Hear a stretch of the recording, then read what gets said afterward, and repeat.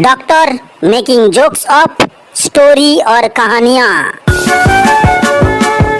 गांव का नाम था चंद्रपुर। छोटा सा गांव जहां बरसात में रास्ते कीचड़ से भर जाते थे और गर्मियों में धूल उड़ती रहती थी। इसी गांव में रहता था एक गरीब आदमी माधवपाल। उम्र ज्यादा नहीं थी, लेकिन गरीबी और जिम्मेदारियों ने उसके चेहरे पर समय से पहले ही झुर्रियां डाल दी थीं। माधव के पास न अपनी जमीन थी, न कोई पक्का काम। कभी वह दूसरों के खेत में मजदूरी करता, कभी बाजार में बोझ उठाता, तो कभी किसी के घर का छोटा मोटा काम कर लेता। दिन भर की मेहनत के बाद जो थोड़ा बहुत मिलता, उसी से उसका घर चलता। लेकिन उसका घर साधारण नहीं था, क्योंकि माधव की दो पत्नियां थीं, पहली पत्नी कमला और दूसरी पत्नी श्यामली। जब उसकी शादी हुई थी, तब माधव के पास कुछ भी नहीं था, न घर, न पैसा, न भविष्य की कोई गारंटी। फिर भी कमला ने कभी शिकायत नहीं की। मिट्टी के घर में रहना, फटे कपड़ों में सर्दी काटना, कई बार भूखे पेट सो जाना, सब उसने चुपचाप सह लिया। लेकिन एक कमी हमेशा उसके जीवन में रही।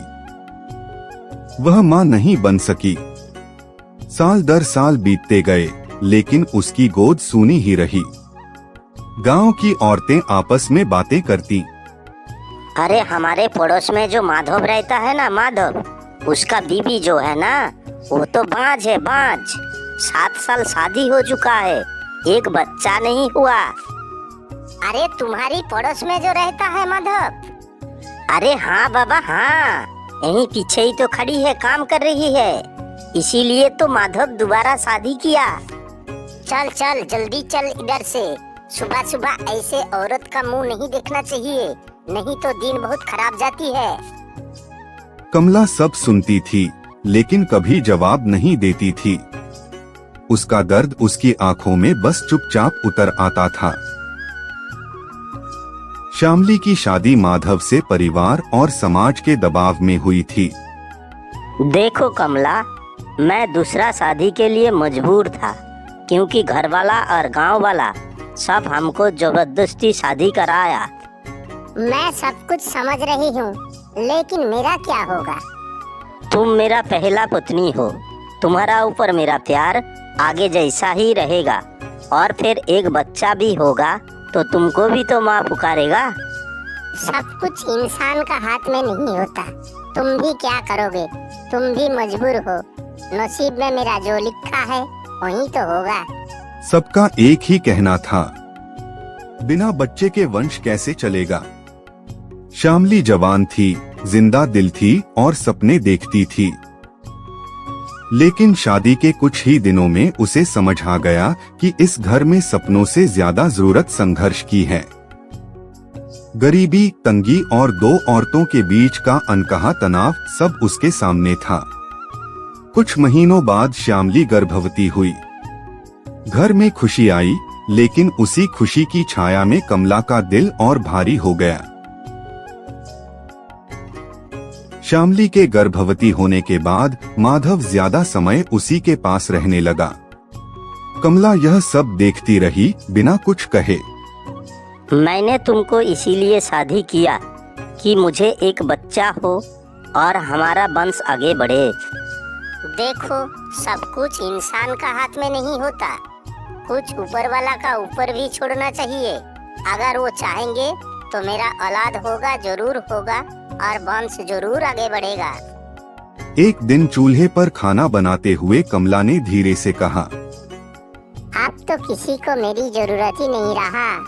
बांझ हूँ, खानदान को औलाद नहीं दे सका, पति को औलाद का सुख नहीं दे सका, बुढ़ी हो गई, नई बीवी आई है, अब मेरे को कोई पूछेगा ही नहीं।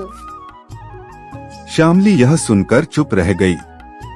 वह कमला का सम्मान करती थी, लेकिन उसके मन में भी डर था। क्या इस घर में मेरी जगह हमेशा सवालों में रहेगी? माधव सब समझता था, फिर भी कुछ नहीं कहता था। वह खुद से ही कहता, मैं तो एक गरीब किसान हूँ, घर में एक फोटी कोड़ी भी नहीं है, जमीन तो एक घूंट है ही नहीं मेरे पास। अब तो मेरा दो दो पुतनियाँ हो गई। अब मैं दोनों को एक ही साथ खुश कैसे रखूं? सब तो मैं ऊपर वाला का ऊपर छोड़ता हूँ, जो भी होगा होगा। एक साल भयानक सूखा पड़ा। खेतों में काम बंद हो गया। माधव कई कई दिनों तक बेरोजगार रहा। घर में अनाज खत्म होने लगा, कर्ज बढ़ने लगा। इसी बीच श्यामली ने एक बेटे को जन्म दिया, दीपक। बेटे के आने से खुशी तो आई, लेकिन हालात और कठिन हो गए। बच्चे के लिए दूध नहीं था, दवा के लिए पैसे नहीं थे। एक रात तेज बारिश और ठंडी हवा के बीच माधव बुरी तरह बीमार पड़ गया। तेज बुखार ने उसे तोड़ दिया। उसी रात पहली बार दोनों पत्नियां एक साथ उसके पास बैठीं।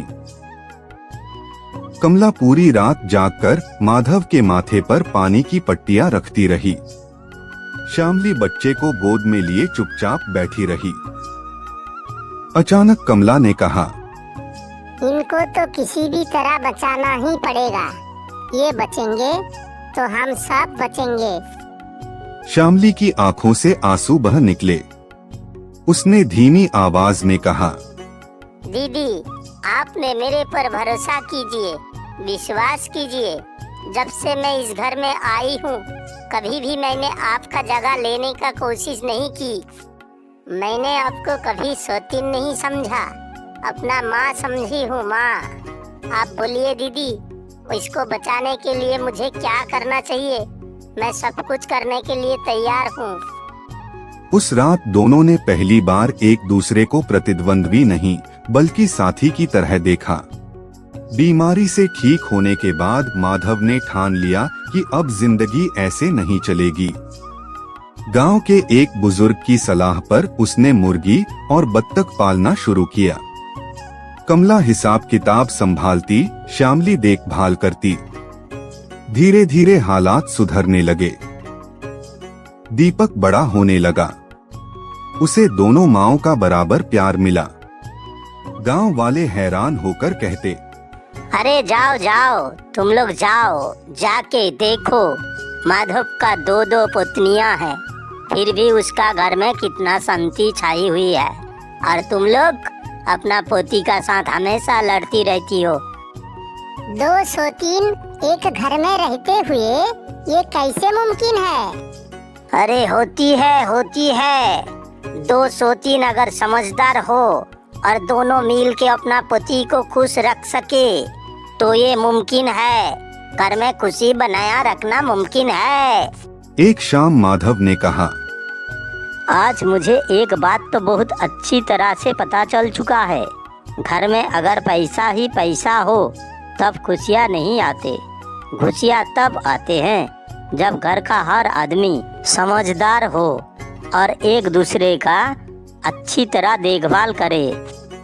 कमला हल्की मुस्कान के साथ चुप रही। श्यामली ने सिर झुका लिया।